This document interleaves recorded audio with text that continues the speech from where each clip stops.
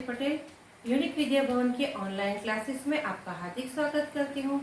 बच्चों, आप सब मजे में होंगे ऐसी मैं आशा करती हूँ। तो हम लोगों ने पहले वीडियो में स्टैंडर्ड 8 हिंदी सब्जेक्ट के ग्रामर विभाग में जो वचन परिवर्तन कीजिए, जो मैंने आपको आधा नियम समझाए थे और दूसरे बाकी है, तो उसके बारे में हम लोग अभ्यास करेंगे। तो हमारे पहले वीडियो में हमने जो वचन के बारे में आपको बताया था, उसकी परिभाषा के बारे में जो बताया था, तो उसकी परिभाषा है, उसके बारे में मैं थोड़ी बहुत आप लोगों को जानकारी दे देती हूँ। जिस शब्द द्वारा प्राणी, वस्तु अथवा स्थान के एक या अनेक होने का पता चलता है, उसे वचन कहते हैं। ये उसकी परिभाषा है। तो जो हम लोगों ने नियम जो पढ़े थे, उसके बारे में थोड़ा मैं माहिती दे देती हूँ। तो हमारा पहला नियम था कि आकारांत पुल्लिंग शब्द के पीछे ए लगाया जाता है, तब वो बहुवचन में परिवर्तित हो जाता है। हमारा दूसरा नियम था कि अकारांत स्त्रीलिंग शब्द को बहुवचन बनाने के लिए उसके अंत में ए और आधा चंद्र और बिंदी जुड़ जाती है, तो वो बहुवचन हो जाता है। हमारा तीसरा नियम था कि आकारांत स्त्रीलिंग शब्द के पीछे ए और आधा चंद्र और बिंदी जुड़ जाने से वो बहुवचन हो जाता है। तो हम अभी चौथे नियम की बात करेंगे। तो मैं कुछ शब्द यहाँ पे लिखती हूँ और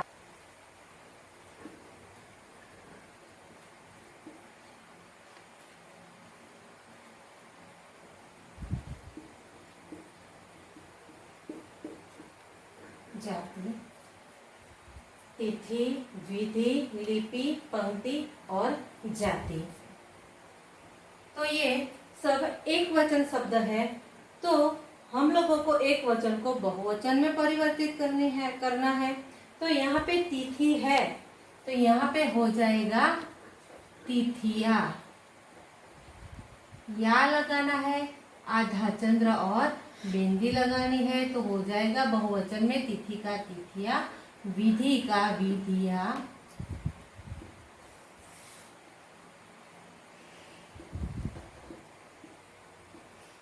लिपि का लिपिया,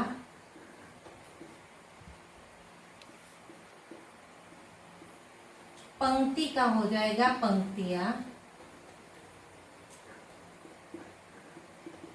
और जाति का हो जाएगा जातिया। तो हम लोग देख सकते हैं कि ये स्त्रीलिंग शब्द है और इकारांत है। तिथि, जो लास्ट अंत में हम लोगों को ई शब्द का ई प्रत्यय मिलता है, ई शब्द बोलने से ई का उच्चारण होता है, मतलब ये स्त्रीलिंग शब्द है और इकारांत शब्द है। इकारांत स्त्रीलिंग कहा जाता है। उसके अंत में या जुड़ जाने से एक वचन का बहुवचन हो जाता है। तिथि का हो जाता है तिथिया, विधि का हो जाता है विधिया, लिपि का हो जाता है लिपिया, पंक्ति का हो जाता है पंक्तिया और जाति का हो जाता है जातिया। तो यहाँ पे कौन सा नियम लागू होता है? तो इकारांत,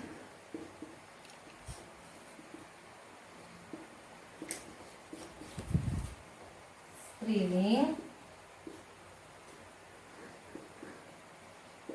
शब्द के पीछे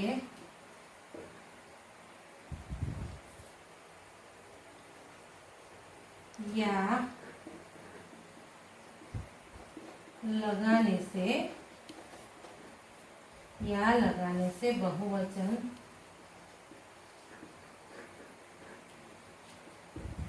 हो जाता है।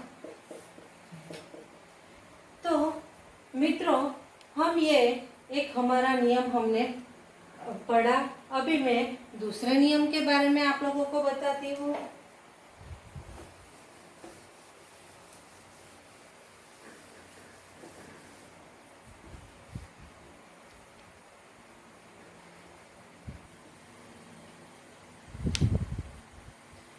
तो विद्यार्थी मित्रों, हम देख सकते हैं कि ये एक वचन है, तो उसको एक वचन को हम लोग बहुवचन में कैसे कर सकते हैं। तो यहाँ पे हम देख सकते हैं कि ये स्त्रीलिंग शब्द है। सखी, मछली, चींटी और कली। तो ये जो शब्द है उसको हम लोग बहुवचन कैसे करेंगे? तो सखी का हो जाएगा सखिया,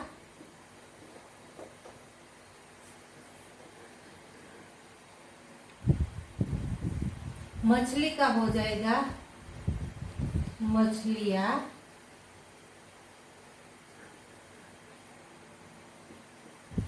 चींटी का हो जाएगा चींटिया,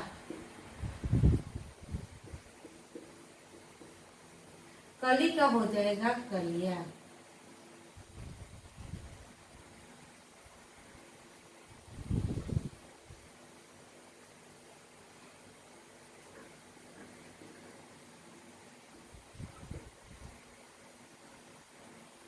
तो हम लोग यहाँ पे देख सकते हैं कि यहाँ पे सखी तो स्त्रीलिंग शब्द में इकारांत, इकारांत,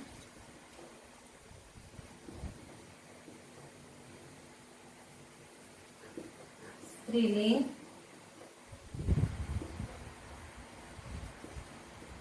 शब्द में हम यहाँ पे देख सकते हैं कि सखी दीर्घ है, ऐसे दीर्घ है, लेकिन बहुवचन करते करते यहाँ पे क्या हो गया? ह्रस्व ई हो गया। क्या हो गया? ह्रस्व ई हो गया।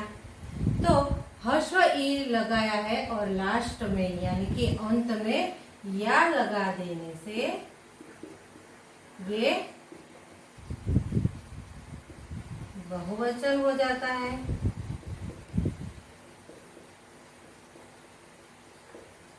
तो ये जो नियम है उसमें हमको ध्यान से देखना है कि सखी यहाँ पे दीर्घ ई है, लेकिन बहुवचन करते समय यहाँ पे ह्रस्व ई हो जाता है और अंत में या लगा दिया जाता है। तो ये सखी तो सखिया हो गया, मछली तो मछलिया, चींटी तो चींटिया, कली तो कलिया। तो ऐसे ही मित्रों हम दूसरे भी नियम देखते हैं।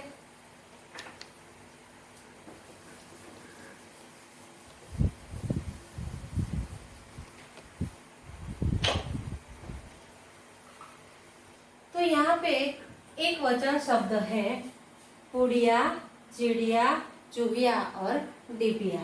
तो हम लोग बोलते हैं पुड़िया, तो अंत में कौन सा शब्द सुनाई देता है हम लोगों को? या। या शब्द अंत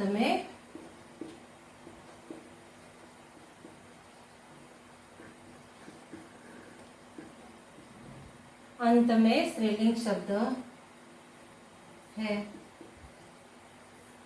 तो या शब्द सुनाई देता है, तो एक वचन का बहुवचन कैसे होगा? तो पुड़िया तो हो जाएगा पुड़िया, लेकिन उसके ऊपर आधा चंद्र और ऊपर बिंदी रखनी होगी, पुड़िया। इसी तरह यहाँ पे चिड़िया, चूहिया और डिबिया।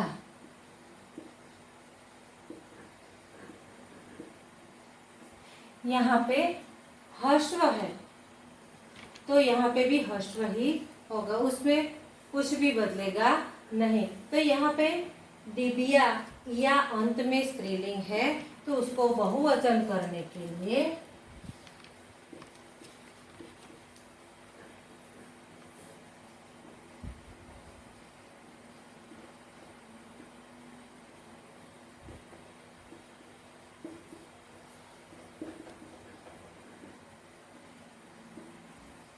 अंत में या लगाया जाता है।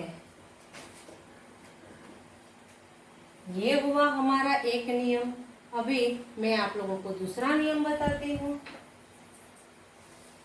विद्यार्थी मित्रों, अभी ये जो उकारांत शब्द है तो उसका एक वचन को बहुवचन में कैसे परिवर्तित करेंगे? तो यहाँ पे वस्तु ह्रस्वी है, तो यहाँ पे एक वचन का बहुवचन होता है वस्तुएं, धेनु का बहुवचन होता है धेनुए, ऋतु का बहुवचन होता है ऋतुएं।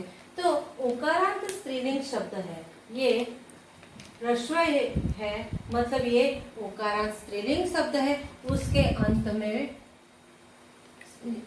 ए लगा दिया जाने से उसका बहुवचन हो जाता है। अभी हमारा दूसरा नियम है उकारांत शब्द। उकारांत यानी कि दीर्घ उकारांत शब्द है, तो यहाँ पे एक वचन और बहुवचन है। यहाँ पे है वधु। वधु धु की जगह पे नीचे है और दीर्घवाणु है, तो उसमें वधु को एक वचन में से बहुवचन में परिवर्तित करना हो तो यहाँ पे ह्रस्व हो जाता है और हो जाता है वधुए। जू का हो जाता है जू ए। तो उकारांत स्त्रीलिंग शब्द है ये। वधु और जू जो है वो उकारांत स्त्रीलिंग शब्द है। उसमें उका ऊ हो जाता है और अंत में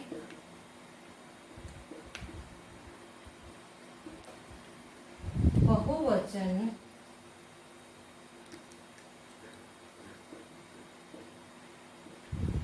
बनाने के लिए ए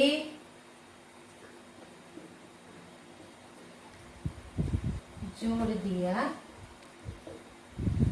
जाता है। ये हमारे नियम हुए। अभी दूसरे नियम है जो बाकी है वो भी मैं आपको बताती हूँ। विद्यार्थी मित्रों, यहाँ पे औकारांत शब्द है, जैसे कि गौ, तो उसका बहुवचन हो जाता है गौवे। एक वचन में से बहुवचन हो जाता है गौवे। तो यहाँ पे औकारांत स्त्रीलिंग शब्द है गौ, तो उसके अंत में ए जुड़ गया है, तो वो क्या हो गया है, बहुवचन में गौवे बन जाता है। तो हमारा अभी एक अंतिम दूसरा एक नियम है कि एक वर्ग, दल या समूह का बोध करने के लिए हमें कुछ एक वचन शब्दों के अंत में गण, गण, वृंद, जन जैसे शब्द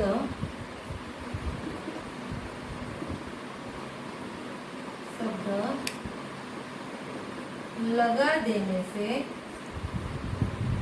एक वचन का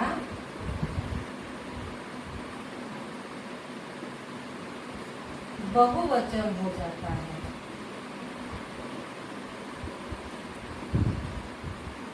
जैसे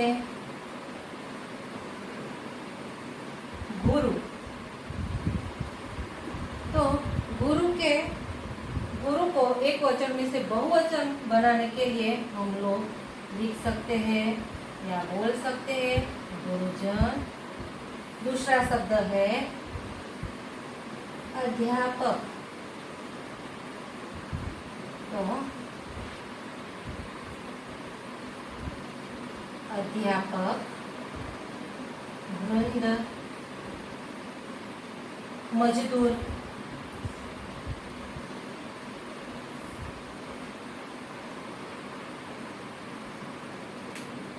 तो उसके पीछे हम बहुवचन बनाने के लिए मजदूर वर्ग।